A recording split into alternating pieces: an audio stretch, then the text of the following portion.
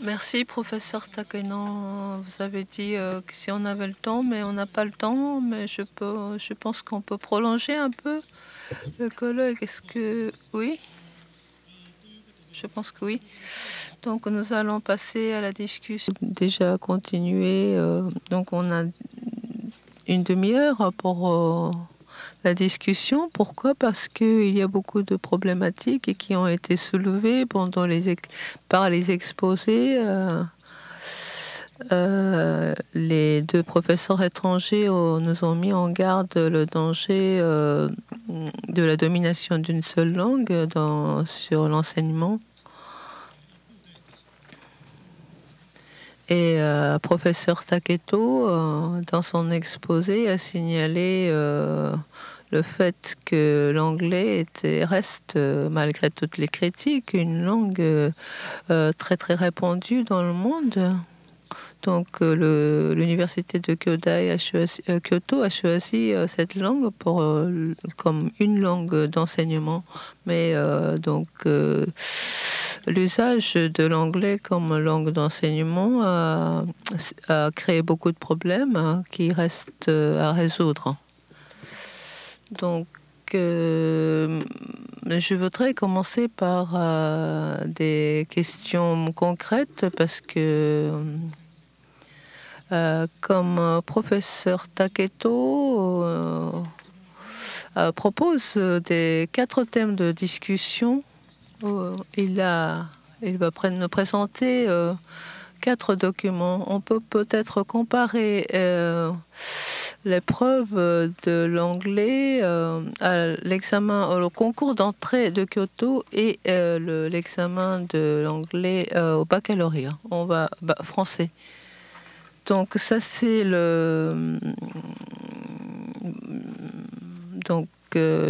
je pense que parmi les étudiants, il y a des étudiants qui ont passé cet examen de concours. Donc c'est une question, c'est un problème de traduction vers le japonais. Et je vais le lire.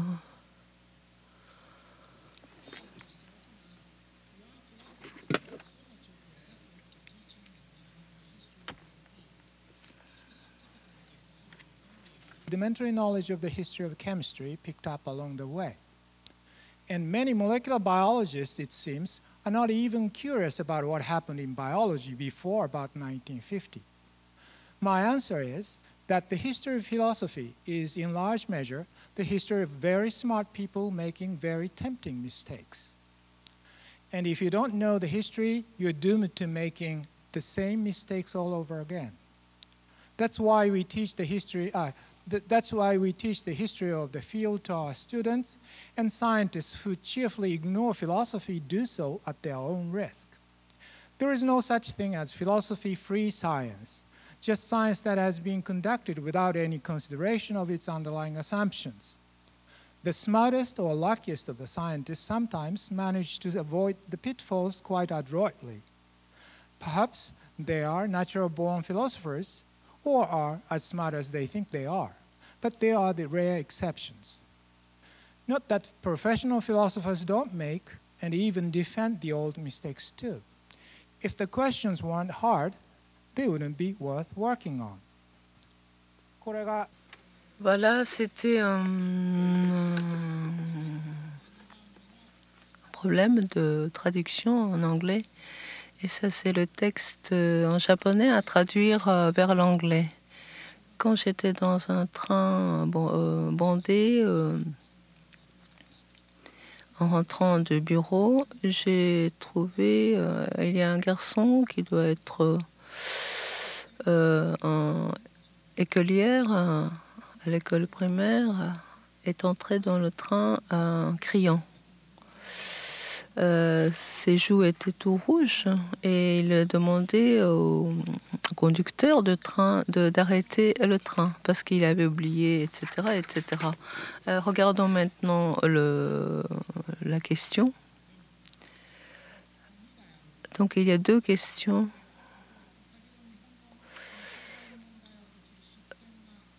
Je ne sais pas, c'est le problème, enfin la question qui a été posée au concours d'entrée de l'université de Kyōtai, il n'y avait pas de source pour le texte qui a été repris pour poser la question. Alors ici, je vais le lire aussi.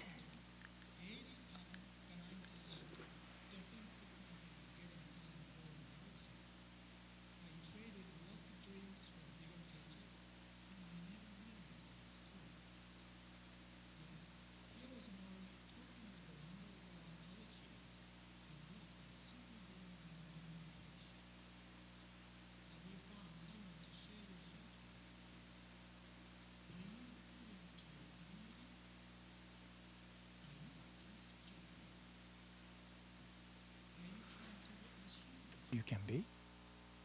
I squirmed, wanting to show I had been grappling deeply with such questions. What happened to me? I once promised myself I would never work for money, that I would join the Peace Corps, that I would live in beautiful, inspirational places. Instead, I had been in Detroit for 10 years now, at the same workplace, using the same bank, visiting the same barber. I was 37, more efficient than in college, tied to computers and modems and cell phones. I wrote articles about rich athletes who, for the most part, could not care less about people like me. I was no longer young for my peer group, nor did I walk around in gray sweatshirts with unlit cigarettes in my mouth. I did not have long discussions over egg salad sandwiches about the meaning of life. My days were full, yet I remained much of the time unsatisfied. What happened to me? Coach, I said, suddenly remembering the nickname. Mori beamed. That's me. I'm still your coach. で、この設問はですね、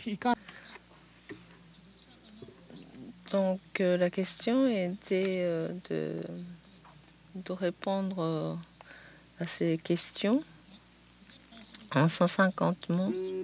Est-ce que c'est possible de réconcilier vos rêves?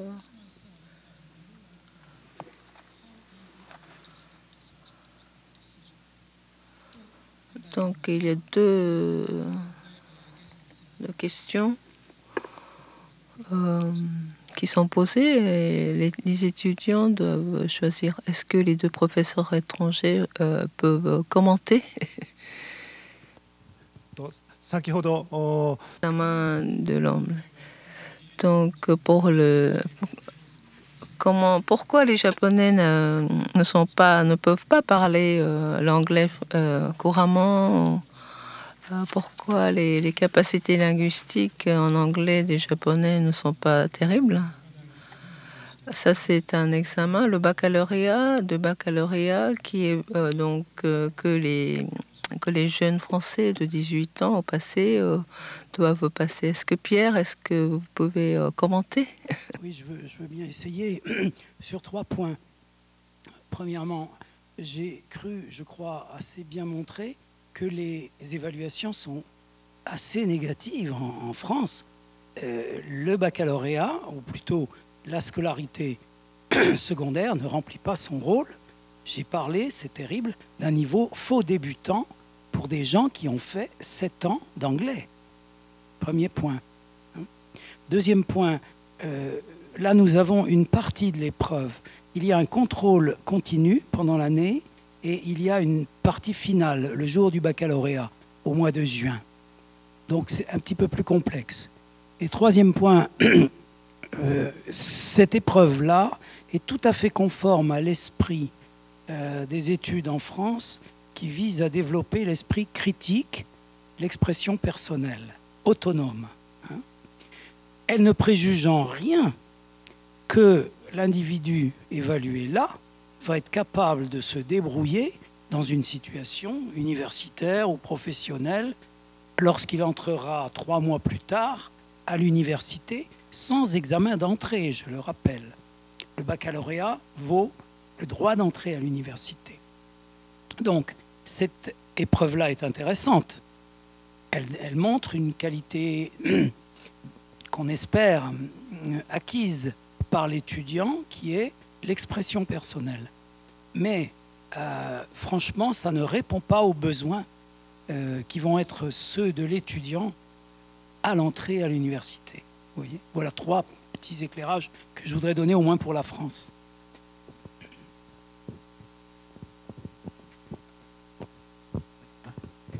Bien. Jean-Marc. Oui. Moi, je voudrais bien revenir sur une question plutôt de fond. C'est la notion de connaître une langue. Il y a autant d'interprétations sur le concept de connaître ou de maîtriser ou d'être capable d'utiliser une langue qu'il y a de professeurs ou d'apprenants. Donc, il faudrait qu'on s'entende sur cette notion-là de connaître une langue, c'est-à-dire quels sont les objectifs qu'on vise. Et il y en a de multiples. Il y a le fait de connaître la langue, de connaître sa grammaire, de pouvoir être capable de traduire la langue. Il y a là aussi la capacité de pouvoir l'utiliser dans la vie quotidienne et aussi la capacité de pouvoir l'utiliser dans un contexte spécialisé, que ce soit un contexte professionnel ou un contexte scientifique, par exemple. D'accord ? Et là, le Japon n'est pas un cas particulier. Il y a une rupture entre les méthodes d'enseignement d'une langue et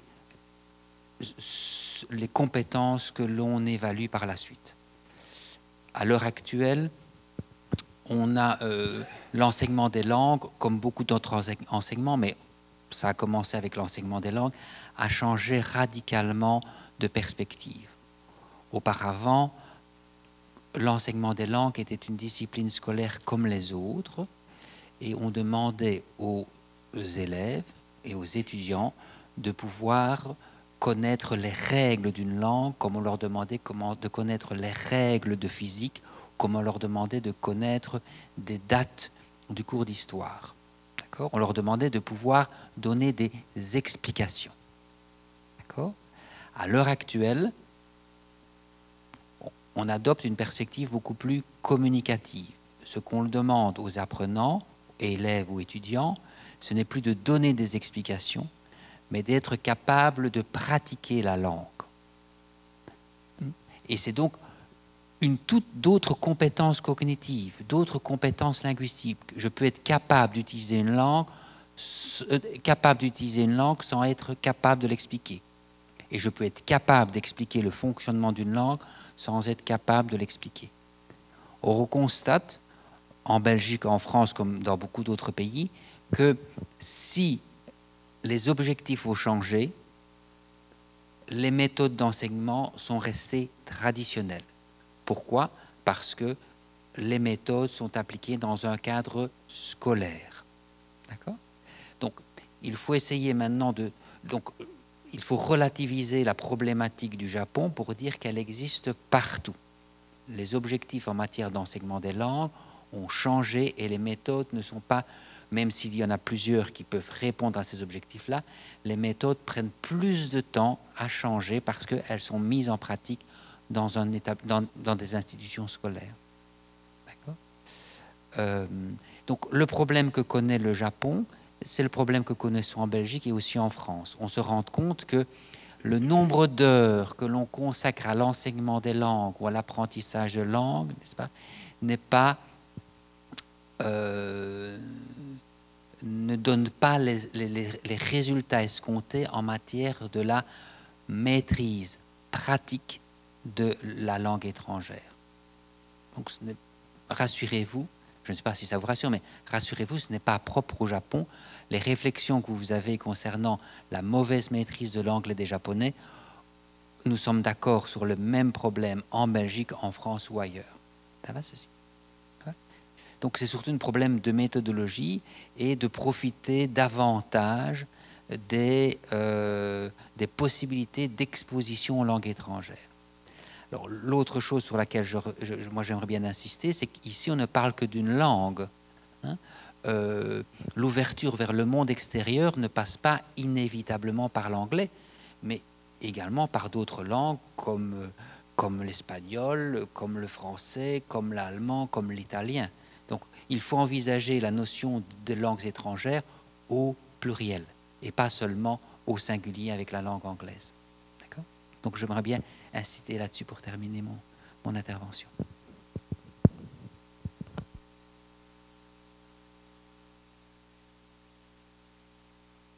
ありがとうございました。Merci beaucoup. Et moi, j'ai choisi ces sujets parce que dans le sujet de l'Université de Kyoto, le thème est très bien choisi. Mais la question, on demande aux étudiants de traduire en japonais tout simplement les parties soulignées. Et comme vous avez remarqué, c'est plutôt l'aspect technique de l'anglais qu'on veut examiner. Mais tandis que dans le sujet de baccalauréat français, il faut avoir réfléchi sur l'avis. Et sinon, on ne peut pas écrire la réponse. Et c'est tout à fait admirable. Et si on demande ça aux étudiants qui n'ont que 18 ans, on pose une question sur la vie, on pose une question sur la notion de la vie. C'est une question, c'est un sujet de la langue anglaise, mais ça touche la philosophie ou la pensée, les idées. Et c'est très difficile de noter ou évaluer, mais la question est vraiment pertinente et c'est peut-être quelles sont les idées des enseignants de l'anglais en France sur ce genre de sujet?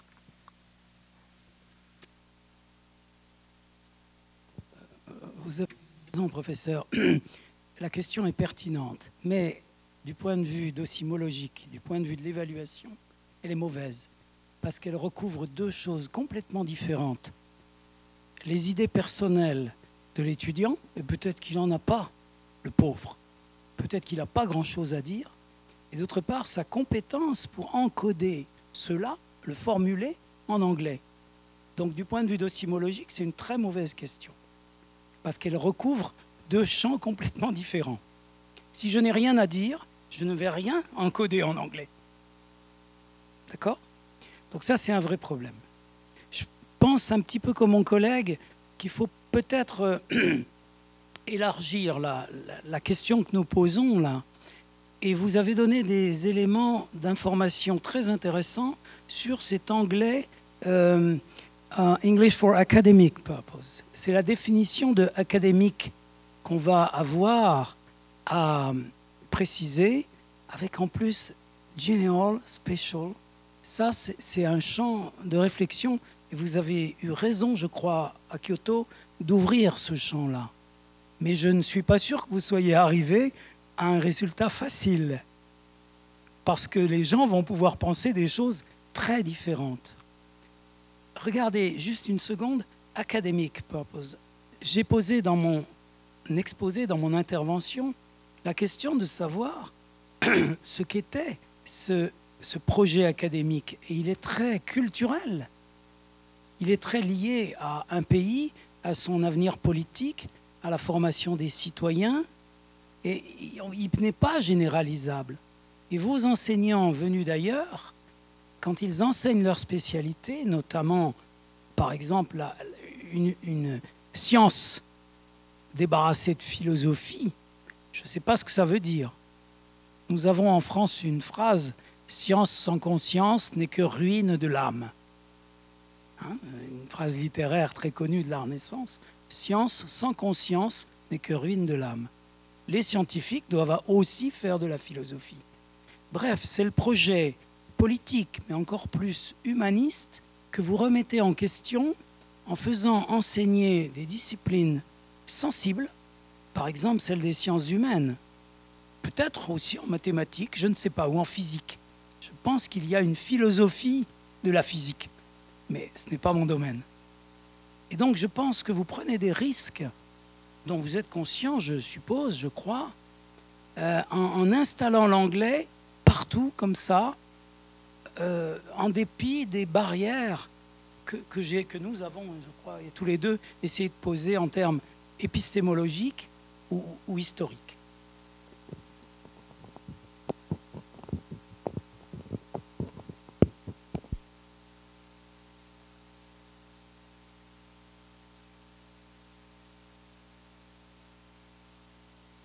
Est-ce que vous avez un commentaire, Jean-Marc?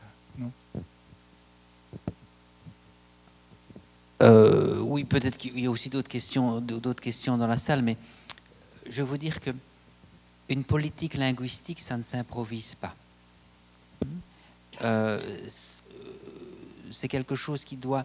J'ai des exemples dramatiques de politiques linguistiques menées trop rapidement, sans préparation, que ce soit par exemple au Maghreb, concernant la langue utilisée à l'université, que ce soit en Bolivie, la langue utilisée à l'école. Et souvent, les politiques linguistiques sont menées avec d'excellentes intentions, n'est-ce pas? Soit l'universalité, soit de promouvoir une langue indigène, comme le quechua en Bolivie. Mais ces bonnes intentions peuvent provoquer de réelles catastrophes et sacrifier une génération qui se sent complètement perdue, n'est-ce pas? N'oublions pas que nous sommes des êtres de parole et que le discours n'est pas... Quand on change de langue, ce n'est pas seulement changer un logiciel d'un ordinateur. Un changement de langue a des répercussions psychologiques, cognitives, sociales extrêmement importantes. Et les politiques linguistiques doivent toujours être menées à long terme, progressivement. D'accord? Parce que si on commet une erreur, eh bien, on a la possibilité d'ajuster par la suite. Donc, il faut être très prudent quand on mène des politiques linguistiques radicales pour un grand nombre de personnes. C'est la première chose. Il faut tenir compte d'un autre aspect, c'est la notion de profil linguistique. Comme vous l'avez dit, je suis montré avec les différents types de japonais en fonction des régions, en fonction des générations, par exemple. Il faut tenir compte de qui nous sommes linguistiquement. Et nous avons tous des profils individuels, linguistiques, n'est-ce pas, caractéristiques. Nous avons été exposés à différentes langues en fonction de l'endroit où nous sommes nés, en fonction de la famille, en fonction des événements de notre existence. Et il faut respecter ce profil linguistique. Et on n'ajoute pas une langue comme ça, une deuxième, une troisième ou une quatrième langue, sans que ça provoque, sans que ça n'ait des répercussions sur les autres langues que nous parlons et donc sur la vie que nous menons. D'accord? Donc il faut tenir compte, aussi bien en matière de politique linguistique que de profil linguistique, il faut être extrêmement prudent. D'accord? En touchant les langues, comme j'ai dit tout à l'heure, toucher les langues, c'est pas apprendre une langue étrangère, c'est pas comme apprendre le tai chi ou l'ikebana ou d'autres. Les langues nous affectent profondément à tout point de vue. Donc, il faut songer à cela quand on envisage des modifications de profil et de politique linguistique. Donc, la plus grande prudence, je dirais. どうもありがとうございました。司会という立場ですけども、ちょっと一言だけ言わせていただきますと。Merci infiniment. Bien que modérateur, j'aimerais bien dire quelques mots. Dans la présentation de M. Martinez, vous avez comparé les notes de l'anglais de plusieurs pays et le Japon était le 4e, la France 5e, je crois. Et nous discutons sur l'enseignement de l'anglais parce que ce sont deux pays où la compétence de l'anglais n'est pas très élevée. Et cette question servira... Sur cette question-là, j'ai réfléchi et on peut expliquer la raison pour laquelle les Japonais et les Français ne maîtrisent pas bien l'anglais. Et les étudiants de l'université de Kyoto sont très intelligents, mais très japonais en même temps. C'est-à-dire, on lit un texte en anglais et on traduit correctement en japonais. Et ce sont des questions qui mettent l'importance sur la technique. Et dans le sujet français, l'aspect technique n'est pas considéré de première importance, mais c'est l'utilisation de l'anglais sur le plan pratique. Et donc, si on compare la compétence exigée, les étudiants japonais doivent connaître beaucoup de mots, ils doivent comprendre correctement le texte, mais on ne leur demande pas de s'exprimer de façon attrayante. Tandis que, d'après mon imagination, en France, on exige aux étudiants de s'exprimer, mais non pas a priori d'apprendre l'anglais correct. Et c'est ainsi que la France se trouve au 5e, le Japon se trouve au 4e, les Suédois, les Norvégiens, il n'y en a pas dans la salle.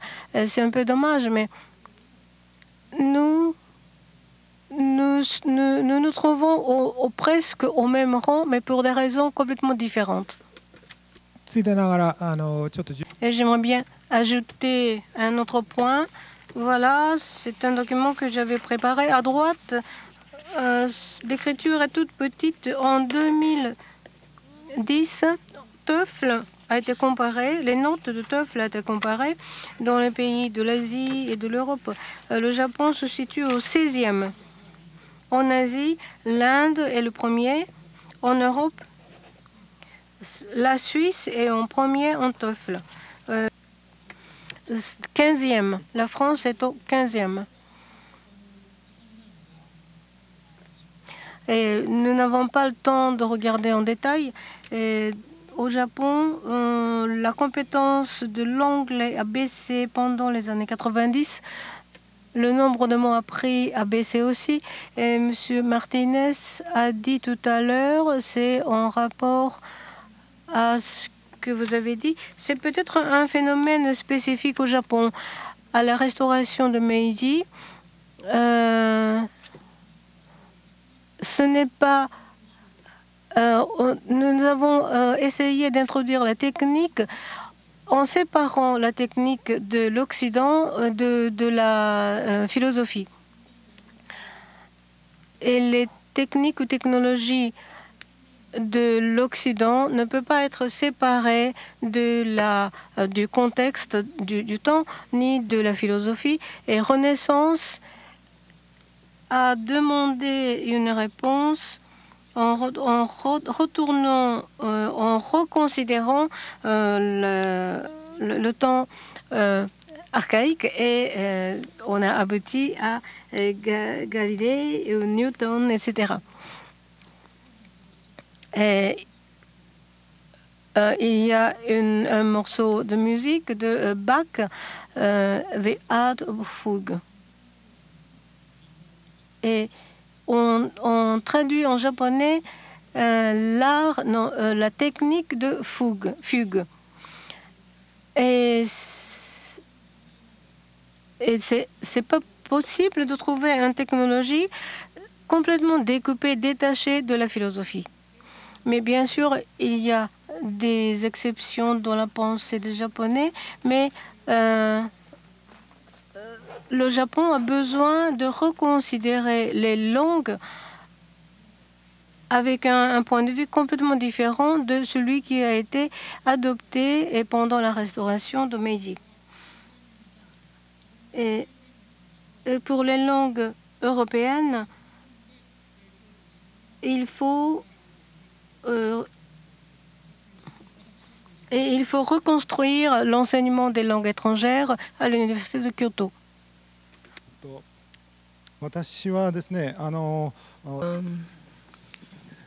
Je ne vais pas m'attarder à parler très longtemps. Donc, pour l'anglais, je pense qu'il faut séparer deux niveaux.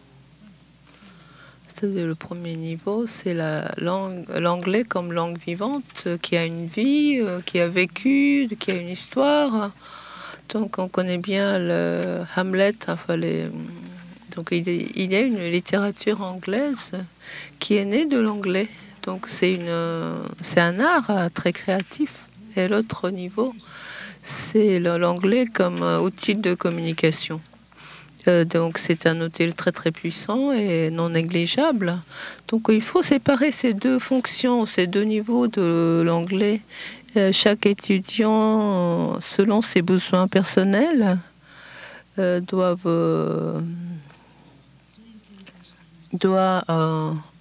donc l'enseignement de l'anglais doit prendre en compte les besoins particuliers de chaque étudiant, en séparant bien ses besoins suivant les deux niveaux dont je viens de parler. L'anglais permettra aux étudiants de penser à soi, de s'enrichir.